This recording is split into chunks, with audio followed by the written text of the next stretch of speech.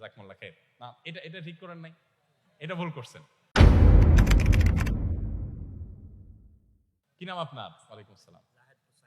মাশাআল্লাহ। কি করেন আপনি? আচ্ছা, আল্লাহ তাআলা আপনাকে সুদী প্রতিষ্ঠান থেকে বেঁচে থাকার তৌফিক দান করুন। আমি জানি না আপনি কি প্রতিষ্ঠানে আছেন না আছেন কোথায়, আমার শুধু নসিহত থাকলো, সেটার উপর আপনি আমল করবেন। আর দোয়াটা আপনি আবার একটু বলেন।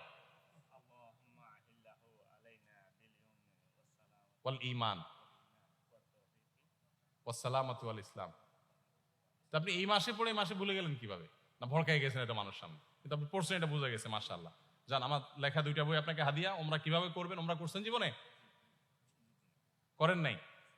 আপনি সব এলোমেলো হয়ে যাচ্ছে ভয়ের দর কিছু নাই তো। আল্লাহ তাআলা আমাদের এই ভাইয়ের জন্য দোয়া করি, আল্লাহ তাআলা ভাইকে বাইতুল্লাহর জিয়ারতের তৌফিক দান করুন। আমাদের সবাইকে আল্লাহ তাআলা বাইতুল্লাহ জিয়ারতের তৌফিক দান করুন, বারবার যাওয়ার তৌফিক দান করুন। বাইতুল্লাহর জিয়ারতের যে তৃষ্ণা, এটা যে একবার করে, এই তৃষ্ণা তার আরো বাড়তে থাকে, আরো বাড়তে থাকে। যে না গেছে সে বুঝবে না যে এই তৃষ্ণা কি জিনিস। আমি তাজমহল গিয়েছি, পৃথিবীর অনেক বড় বড় জায়গায় যাওয়ার সুযোগ আমার হয়েছে। আমাকে যদি কেউ এখন পয়সা দিয়া বলে যে আপনাকে ফাও নিয়ে যাব, আরো উল্টা টাকা দেব, আমার তো মনে হয় আমি দ্বিতীয়বার দেখতে যাব না। দেখছি তো, আর দেখার কি আছে।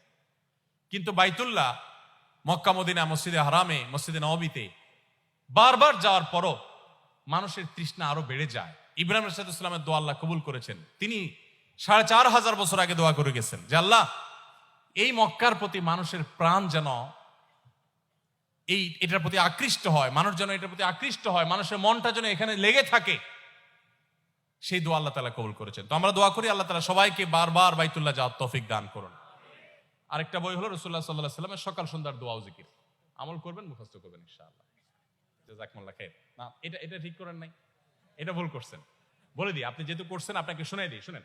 নবী করিম সাল্লাল্লাহু আলাইহি সাল্লাম সালাম দেওয়ার সময় সাহাবীরা জিজ্ঞাসা করছেন, ইয়া রাসূলুল্লাহ, সালামের সময় আমরা মাথা ঝুঁকাবো কিনা? নবী সাল্লাল্লাহু আলাইহি সাল্লাম বলছেন, লা, মাথা ঝুঁকানো যাবে। এ মাথা শুধু ঝুঁকবে কার সামনে? আর কারোর সামনে ঝুঁকবে যারা বিভিন্ন মতবাদ, বিভিন্ন বাদ, বিভিন্ন দল, বিভিন্ন গোষ্ঠী, বিভিন্ন স্বার্থের কাছে মাথা নত করে। এরা তো দুনিয়ার গোলাম। আমরা সবাই কার গোলাম? আমাদের এই মাথা, আমাদের এই শির শুধু নত হবে এক সত্তার কাছে, তিনি কে? অতএব এই মাথা কারোর সামনে ঝুঁকানো যাবে না, সালাম হবে স্ট্রেট। ওয়ালাইকুম আসসালাম ওয়া রাহমাতুল্লাহ। জাযাকুমুল্লাহ খাইর। আপনার উসিলা একটা জিনিস আমরা শিখে ফেললাম, শুকরান। ভাইরা আমার, তাহলে ইনশাআল্লাহ রজব মাসের এবং সম্মানিত মাসের এই ধারণাগুলো আমরা সবাই সমাজে বিস্তার করব তো ইনশাআল্লাহ। আল্লাহ তাআলা আমাকে, আপনাকে, আমাদের সবাইকে আমলের তৌফিক দান করুন। চলুন আমরা প্রশ্ন উত্তরে চলে যাই, যেহেতু সময় কম।